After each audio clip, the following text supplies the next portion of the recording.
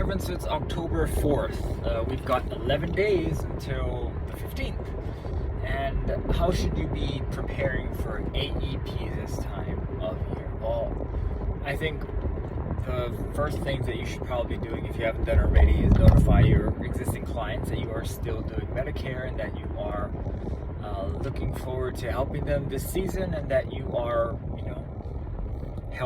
going to be helping them again choose their plan if they want, and if they do want, make sure to let them call you. I'm sure all of you know about the wonderful call recordings that we have to do. So fill in that information, let your clients know about the new regulatory changes that you have to go through as far as process. Next, look at every single Medicare Advantage plan that you intend on representing this year and find out the key discrepancies between them. Large co-pays, the way that the network is constructed, potentially drug plan deductibles, medical deductibles, new plans in your area that are quote unquote different. We've got a new plan in Honolulu that actually has a give back, which also includes the drug plans, the first of its kind, at least as far as I've been doing Medicare in Hawaii. So that's kind of a new thing.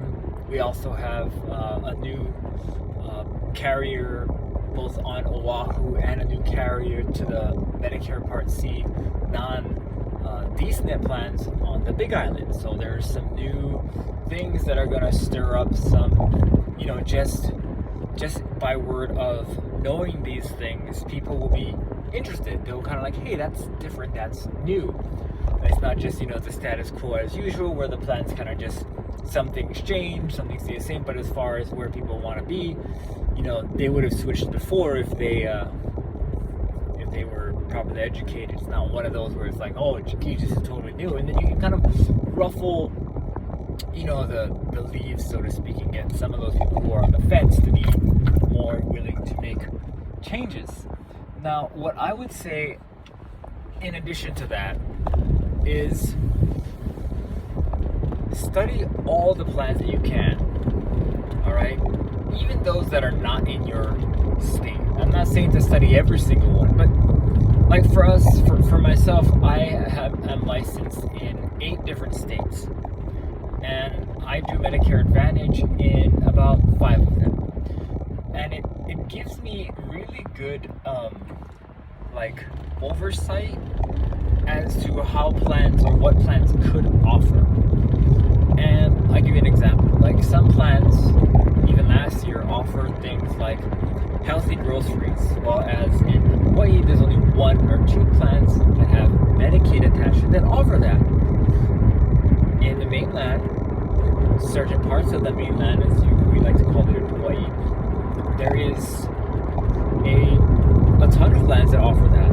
There's some plans that have a $1,000 maximum out of pocket, right? There's plans that are really, really strong as far as what we look at when we see plans in Hawaii. So that gives you kind of like context on how good plans can be, so that you can kind of show your client, that yes, these are good benefits, but they're great benefits, that we can still get if we work towards, being healthy, doing all these things for the plan, like getting your flu shot, getting, helping the plan get their metrics met so that they can get more money, I guess, to get a bigger and better plan. Now, that's not to say that I'm saying we're going to steal money from the federal government. No, doing everything correctly as the legislation and compliance has, so that we can get the most bang for buck next year, and it builds loyalty to the plan name. And like for myself, I like to deal with certain carriers because it's easier for me to deal with them, to get claims done, to handle billing issues, to figure out, when I call someone, that they'll actually do what they tell me they're going to do on the phone, right? So it builds that relationship with them. And I think that's kind of what you should be reviewing now, and rank the plans objectively. If a plan is obviously more expensive than the other one, think about those things. And then compare those things objectively, and then ask the client subjectively what they think.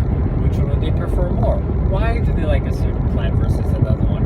And then kind of build that into your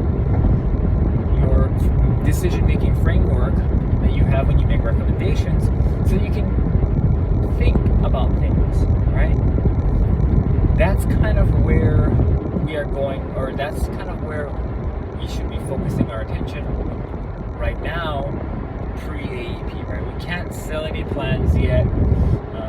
People can't sign up for any plans yet. They have to wait till the 15th. Now it's kind of like a prelim time for us as agents to kind of get ready and get all of our things in order so that we are able to properly kind of push through and do what we need to do to get the work done, so that when we're thinking about like, oh look, do we need to do these things, how's the benefits on this plan, we're not thinking about that. We're not maybe we're thinking about, we're not like looking at it. We're saying, okay, these are the benefits for the plans. And what's going on is like some accident, people are trying to go on the side of the road, but I'll just go the regular route. Hopefully it doesn't take me much longer. But anyway, you kind of want to make sure that you're not like, oh, really, that plan has that? And you're surprised, right? So you have to read through the summary benefits. Sometimes you might have to even look toward the evidence of coverage. There's a new plan on Oahu that actually has things that are different. There's like a life alert benefit. They have reimbursement if you buy certain things, like a Apple Watch to help you, fitness tracking and stuff. So that's kind of a benefit that maybe people want. Maybe they want an Apple Watch and like a $300, credit for buying an Apple Watch. Maybe the motivation they need to go and get one. They might not even use it for fitness, but if they're going to sign up for the plan, because they're thinking about signing for the plan based on the benefits, that $300 is a good thing to just get. So be really, really, immersed in that knowledge. Not because you can make a sale, but because you can reaffirm someone's decision-making process so that they can be more confident in you, right? I mean, a lot of it is wow, this agent didn't know that this is how it worked. Like, what kind of professional are you, right? So you have to be really, really into your craft and really, really understand it. That's where Medicare agents have value, right? I did an entire kind of talk on my other channel about how value and price, right? There's certain things that cost more money simply because they're more valuable. But value is subjective a lot of times. Like, you buy like a designer brand or a brand name, sometimes the only difference is the name of the designer or the brand. The product itself could be even of lower quality than something that is perceived as cheaper, right? It's value. And that value is what we bring, because we don't charge people for our services. We are paid for our services, but we do not charge people directly for our services. So we can't give better service to another person or lesser service to someone else. We give the same high level of service, and the competition is that my service is probably better than your service, right? And what quantifies that service? And it's going to be all this prep work, all of this studying, all of this kind of working through and helping clients make a decision, getting their decision process, pushing them to make sure that they're, getting what they need from the plan. That's the value, right? There's no price. Price is just them enrolling. But they're going to have to enroll if they're choosing Medicare Advantage plan regardless. So it makes our job way easier. We don't have to kind of fight over price on how much I'm charging. They don't need to, they need to know, but it doesn't matter. It's not part of their decision-making process.